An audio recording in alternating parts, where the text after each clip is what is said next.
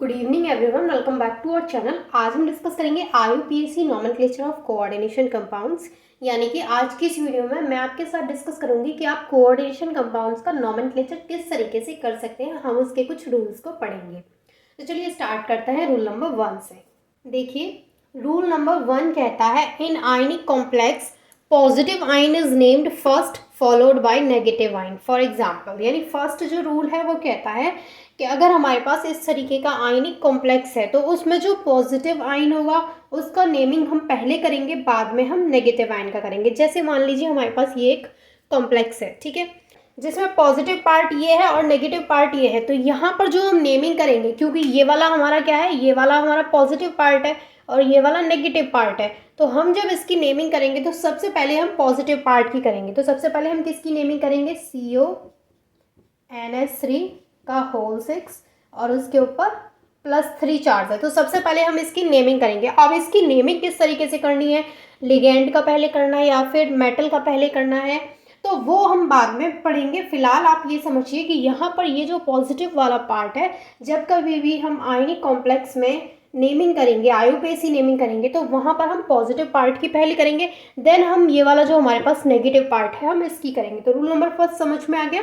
देखिए, rule number 2 क्या कहता है, the name of ligand present in coordination sphere should be written first and then the name of metal atom. Second rule जो है यहाँ पे वो कहता है कि हमारे पास जो कोऑर्डिनेशन स्फीयर है उसमें क्या रहता है, मेटल रहता है और लिगेंड रहते हैं। तो जो लिगेंड होगा उसका नेमिंग पहले किया जाएगा, बाद में किसका किया जाएगा, बाद में मेटल का किया जाएगा। जैसे हम इसको एग्जाम्पल की हेल्प से समझते हैं। जैसे हमारे पास एग्जाम्पल है CONH3 का होल 6 जिसके ऊपर +3 चार्ज है। यहाँ आपको पता है कि ये तो यहाँ पर लिगेंड है और ये क्या है, ये मेटल है। तो यहाँ पर सबसे पहले हम क्या करेंगे, सबसे पहले हम इस लिगेंड का नेमिंग करेंगे यहाँ पे, देन हम मेटल का। समझ में आ गया। सेकंड पॉइंट बोल रहा है कि सबसे पहले लिगेंड का नेम लिखा जाएगा, देन मेटल का नेम लिखा जाएगा। अब हम बात करते हैं रूल नंबर 3 की। तो देखिए, रूल नंबर 3 यहाँ पे क्या कह रहा है, if the ligand have simple names their number is indicated by prefixes di, tri, tetra, penta, hexa etcetera. यानी यहाँ पर बोला जा रहा है कि अगर हमारे पास सिंपल नेम के लिगेंड्स हैं, अब वो मैं आपको बताऊंगी सिंपल कैसे और कॉम्प्लिकेटेड कैसे। तो यहाँ पर बोला जा रहा है कि अगर हमारे पास लिगेंड्स हैं और वो क्या है, सिंपल नेम्स के लिगेंड्स हैं, तो उनके नंबर्स को हम बताने के लिए, जैसे 2 लिगेंड्स हैं या फिर 3 लिगेंड्स हैं या 4 लिगेंड्स हैं, तो हम उन लिगेंड्स के नंबर को रिप्रेजेंट करने के लिए यहाँ पर प्रीफिक्स यूज़ करेंगे। 2 होंगे तो डाई, 3 होंगे तो ट्राई, 4 होंगे तो टेट्रा, 5 होंगे तो पेंटा, 6 होंगे तो हेक्सा। इस तरीके से समझ में आ गया। अब यहाँ पे बोला जा रहा है if the ligands have complicated names. ये तो हमने बात कर ली सिंपल नेम्स की कि अगर हमारे पास लिगेंड्स कैसे हैं, सिंपल लिगेंड्स के नेम हैं, तो हम उनका die, tri, tetra, penta, hexa इस तरीके से कर देंगे। लेकिन यहाँ पर बोला जा रहा है कि अगर हमारे पास कॉम्प्लिकेटेड नेम के लिगेंड्स हैं, मतलब कॉम्प्लिकेटेड लिगेंड्स के कौन से नेम, जैसे इथाइलिन डायमीन जिसको हम EN लिखते हैं, या फिर पेरिडीन जिसको हम PY लिखते हैं, तो अगर हमारे पास इस तरीके के लिगेंड्स वहाँ पे प्रेजेंट होंगे तो हम उनका नेमिंग कैसे करेंगे, their names is indicated bye बिस, ट्रिस, टेट्राकिस एक्सेट्रा। यानी यहाँ पे हम 2 के लिए बिस, 3 के लिए ट्रिस और 4 के लिए टेट्राकिस एक्सेट्रा। इस तरीके से हम इनकी नेमिंग करेंगे। तो यहाँ पे समझ में आ गया आपको कि अगर सिंपल होंगे तो डाई, ट्राई, टेट्रा, और अगर हमारे पास कॉम्प्लिकेटेड नेम्स होंगे, कॉम्प्लिकेटेड लिगेंड्स होंगे, देन वी विल यूज बिस, ट्रिस एंड टेट्राकिस। ठीक है। अब देखिए, मैं आपको ये जो सिंपल लिगेंड्स यहाँ पे बोला गया है इसको एक एग्जाम्पल की हेल्प से समझाती हूँ। जैसे हमारे पास एग्जाम्पल है, यहाँ पे वही एग्जाम्पल ले लेते हैं, CONH3 का होल 6 +3। अब ये जो हमारे पास लिगेंड, कितने लिगेंड प्रेजेंट है यहाँ पर, 6 लिगेंड प्रेजेंट है। तो हम यहाँ पर इसका नेमिंग कैसे करेंगे, हम 6 के लिए क्या यूज़ करेंगे, हेक्सा। तो हम यहाँ पे यूज़ करेंगे हेक्सा एमीन। ठीक है। तो सबसे पहले हम क्या यहाँ पे यूज़ करेंगे, सबसे पहले हम प्रीफिक्स यूज़ करेंगे लिगेंड के लिए। और प्रीफिक्स किस हिसाब से आएगा, वो उसके नंबर के हिसाब से आएगा कि अगर 1 लिगेंड है तो क्या प्रीफिक्स होगा, 2 है तो क्या होगा, 3 है तो क्या होगा, 4 है तो क्या होगा।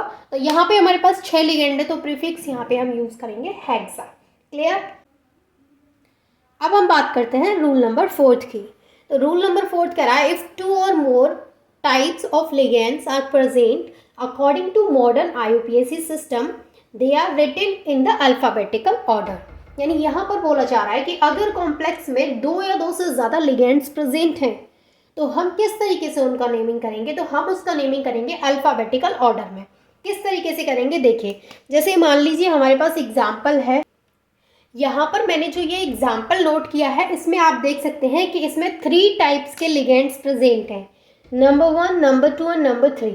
हमारे पास 3 तरीके के लिगेंड्स इस एग्जाम्पल में प्रेजेंट हैं। अब हम कौन से लिगेंड का नेमिंग पहले करेंगे ये हमें कैसे पता लगेगा, ये हमें अल्फ़ाबेटिकल ऑर्डर में पता लगेगा। जैसे एमीन है, यहाँ पे एमीन है, क्लोरो है और नाइट्रो है। तो अब हम किस तरीके से करेंगे, तो सबसे पहले हमें पता है कि ए पहले आता है तो हम सबसे पहले NH3 वाले का नेमिंग करेंगे, देन हम यूज़ करेंगे क्लोरो का। सबसे पहले हम करेंगे एमीन, यानी यहाँ पर 4 है, ये एमीन कितने हैं, 4 हैं, तो हम यहाँ पे यूज़ करेंगे टेट्रा एमीन, फिर उसके बाद टेट्रा एमीन क्लोरो, उसके बाद नाइट्रो। इस तरीके से हम इसका नेमिंग करेंगे। अभी मैं पूरा आपको नेमिंग नहीं बता रही हूँ कि मेटल का और यहाँ पर जो क्लोराइड प्रेजेंट है उसका, क्योंकि मैंने अभी आपको इतने रूल्स पढ़ाए नहीं है। मैंने जितने रूल्स पढ़ाए मैंने उसी के हिसाब से आपको बताया है। देखिए रूल नंबर 5 क्या कहता है, रूल नंबर 5 कहता है after indicating the numbers and names of ligands, यानी मैंने आपको बताया था कि सबसे पहले जो कॉम्प्लेक्स होगा उसमें हम क्या करेंगे, सबसे पहले हम लिगेंड का नेमिंग करेंगे। और लिगेंड का नेमिंग कैसे करेंगे, हम प्रीफिक्स यूज़ करेंगे कि लिगेंड अगर 2 है तो डाई, 3 है तो ट्राई, 4 है तो टेट्रा, इस तरीके से।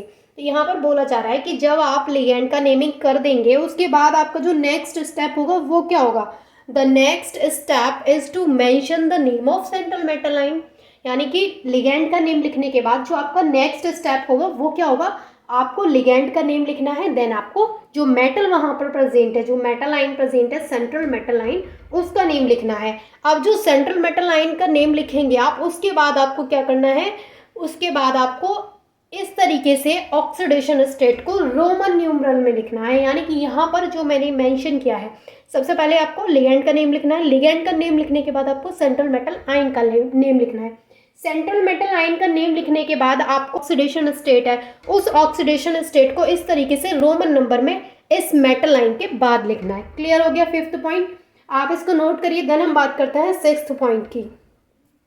देखिए रूल नंबर 6 क्या कहता है, if the complex sign is cation, अगर हमारा कॉम्प्लेक्स साइन कैटाइन है दैट मीन्स कि उसके ऊपर पॉजिटिव चार्ज प्रेजेंट है, तो अगर हमारा कॉम्प्लेक्स साइन के ऊपर पॉजिटिव चार्ज प्रेजेंट है then the central metal atom is named by its usual name. देखिए यहाँ पर एक और पॉइंट नोट कर लीजिए कि अगर हमारा कॉम्प्लेक्स साइन कैटाइन है या फिर न्यूट्रल है, मतलब उस पर कोई चार्ज नहीं है, तो कैटाइन और न्यूट्रल भी हो सकता है।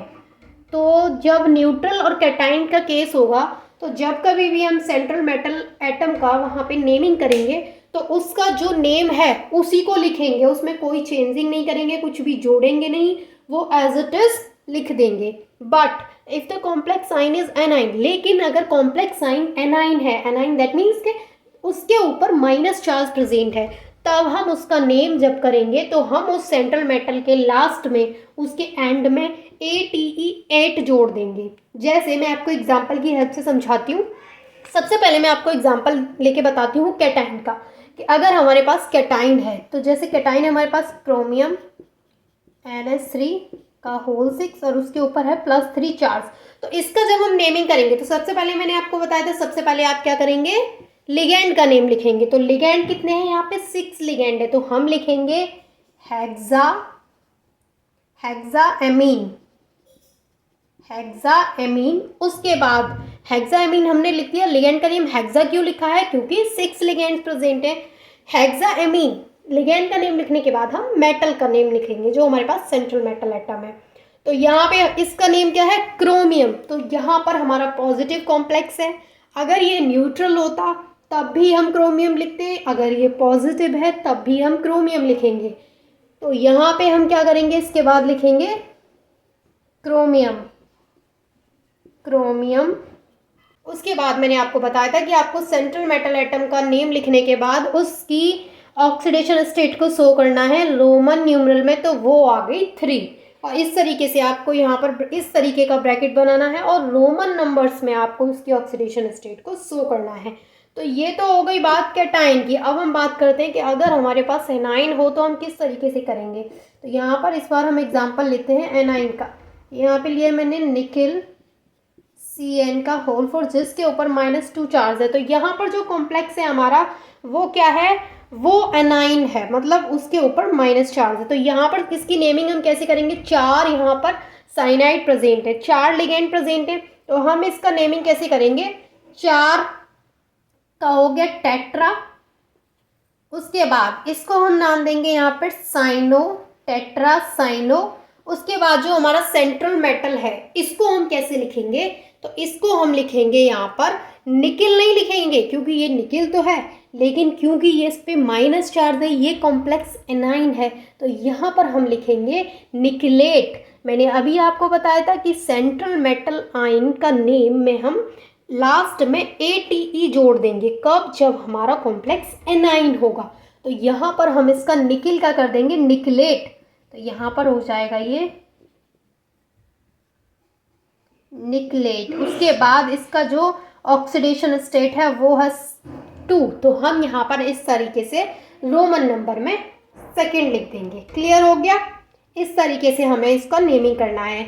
देखिए रूल नंबर 7 कहता है कि अगर हमारे पास जो लिगेंड है वो एनाइन है, यानी कि दे हैव नेगेटिव चार्ज, उनके ऊपर अगर नेगेटिव चार्ज प्रेजेंट है, तो हम उनका नेमिंग किस तरीके से करेंगे, तो हम उनका नेमिंग जब करेंगे तो लास्ट में O आएगा। तो किस तरीके से आएगा, देखिए यहाँ पर बहुत सारे एग्जाम्पल्स मैंने नोट किए हैं। जैसे हमारे पास CO3 2- है, तो इसको हम लिखेंगे कार्बोनेटो। SO3 2- है, इसको हम लिखेंगे सल्फीटो। CS3 COO- है, इसको हम लिखेंगे एसीटेटो। NO2- है, इसको हम लिखेंगे नाइट्रो। ONO- है, इसको हम लिखेंगे नाइट्रीटो। NO3- को हम लिखेंगे नाइट्रेटो। इसके बाद Cl- को हम लिखेंगे क्लोरो, Br- को लिखेंगे ब्रोमो, और I- को हम लिखेंगे आइडो। इसको हम इस तरीके से भी लिख सकते हैं, ब्रोमो की जगह ब्रोमिडो और फ्लोरो की जगह फ्लोरिडो। ठीक है, यहाँ पर OH- है, इसको हम लिखेंगे हाइड्रोक्सो। यहाँ पर O2- है, इसको हम लिखेंगे ऑक्सो। यहाँ पर O2 है, इसको हम लिखेंगे पर ऑक्सो। यहाँ पर OH, यहाँ पर Cn- है, इसको हम लिखेंगे साइनो। और यहाँ पर है SO4 2- इसको हम लिखेंगे सल्फेटो। और यहाँ पर है NH2- इसको हम लिखेंगे एमिडो। तो अभी इसके कुछ और एग्जाम्पल्स रह गए, आप इनको नोट कर लीजिए, देन मैं उनको यहाँ पे लिख देती हूँ। देखिए कुछ और मैंने एग्जाम्पल्स यहाँ पे नोट किए हैं कि अगर हमारे पास S2O3 2- होगा तो हम उसको थायोसल्फेटो लिखेंगे, SCN- को थायोसाइनेटो लिखेंगे, NCS- को आइसोथायोसाइनेटो लिखेंगे, NH2- को इमिडो लिखेंगे, N3- को एजिडो, C2O4 2- को ऑक्जेलेटो लिखेंगे। और ये है हमारे पास EDTA का स्ट्रक्चर, जिसको हम इथाइलिन डायमीन टेट्रा एसीटेटो लिखेंगे। समझ में आ गया यहाँ तक। अब देखिए यहाँ पर दे रखा है if the ligand is neutral, अगर हमारे पास लिगेंड न्यूट्रल है, तो न्यूट्रल में बस मैंने आपको यहाँ पे 3 एग्जांपल्स नोट किए हैं। ये है पिरिडीन, जिसको हम शॉर्ट में PY लिखते हैं, ये है इथाइलिन डायमीन, जिसको हम शॉर्ट में EN लिखते हैं, और ये है हमारे पास ट्राइफिनाइल फॉस्फीन, जिसको हम PPS3 शॉर्ट में लिखते हैं। तो क्लियर हो गया यहाँ तक। अब देखिए, अब मैं आपको कुछ ऐसे एग्जांपल्स कराती हूँ जो एक्सेप्शन हैं। जैसे NO2+, ये जो है हमारे पास, इस पे क्या चार्ज है, इस पे प्लस चार्ज है, तो इसको हम बोलेंगे नाइट्रोनियम। इनको आपको एक्सेप्शन की तरह याद करना है कि ये एक्सेप्शन है, इसको बोलेंगे हम नाइट्रोनियम। इसके अलावा NO+, इसको हम बोलेंगे नाइट्रोसीलियम, नाइट्रोसीलियम। ठीक है, इसके अलावा हमारे पास एग्जाम्पल है NH2 NH3 और उसके ऊपर है पॉजिटिव चार्ज, इसको हम बोलेंगे हाइड्राजीनियम, हाइड्राजीनियम। ठीक है, इसके बाद देखिए यहाँ पर कुछ एक्सेप्शन है, जैसे H2O है, इसको हम बोलेंगे एक्वो, एक्वो बोलेंगे हम इसको। ठीक है, इसके अलावा NH3 है, इसको हम बोलेंगे एमीन, एमीन। ठीक है, इसके अलावा NO है, NO, इसको हम क्या बोलेंगे, इसको हम बोलेंगे नाइट्रोसिल, नाइट्रोसिल। इसके अलावा है CO, इसको हम बोलेंगे कार्बोनिल। देखिए अभी तो ये आपको थोड़े टफ लग रहे होंगे कि कैसे आप इनको याद करेंगे, लेकिन जैसे जैसे आप IUPAC नेमिंग करेंगे और ये जो लिगेंड्स हैं इनके एग्जाम्पल्स आप करेंगे तो आपको जब बार बार रिपीट होंगे यही नेम, क्योंकि कुछ इंपॉर्टेंट होते हैं वही बार बार रिपीट होते हैं, ऐसा नहीं है कि सारे ही आ जाते हैं, लेकिन जो इंपॉर्टेंट है वो बार बार रिपीट होते हैं तो वो आपको ऑटोमेटिक याद हो जाएंगे। तो ये थे रूल्स IUPAC नेमिंग के। अब हम नेक्स्ट वीडियो में IUPAC नेमिंग को करना सीखेंगे कि इन रूल्स की हेल्प से हम किस तरीके से कोऑर्डिनेशन कंपाउंड्स के IUPAC नोमेनक्लेचर कर सकते हैं। तो आई होप कि आपको सभी रूल्स अच्छे से क्लियर हो गए होंगे। Thank you so much for watching this video.